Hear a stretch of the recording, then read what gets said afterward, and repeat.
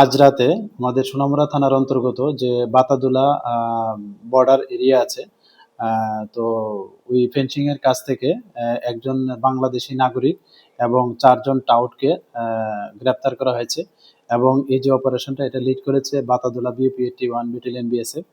তো এখানে যিনি বাংলাদেশি নাগরিক উনার নাম হলো ধনঞ্জয় ধর, উনার বয়স 59। উনার বাড়ি হারবাং উপজেলা চাকুরিয়া, যা কক্সবাজার জেলা অন্তর্গত বাংলাদেশে। এবং যিনি লোকাল একজন টাউট আছে, উনার নাম রবিন মিয়া, বয়স 22। উনার বাড়ি ইউএনসি নগর, আমাদের সোনামুড়া থানার অন্তর্গত। এবং বাকি যে ৩ জন আছে তারা ওয়েস্ট বেঙ্গলে বাড়ি, নর্থ ২৪ পরগনা জেলার। তো একজনের নাম হলো তপন কুমার ঘোষ, বয়স 56, এবং অন্যজন হলেন সৈকত চৌধুরী, 55 বয়স ওনার, এবং আরেকজন হলো অজিত কুমার দাস, যার বয়স 42। তো তাদেরকে ওইখানে অবৈধ মানে অবস্থায় পাওয়া গিয়েছে পারাপারের সময়, বর্ডার ক্রস করার মানে চেষ্টা করেছিল।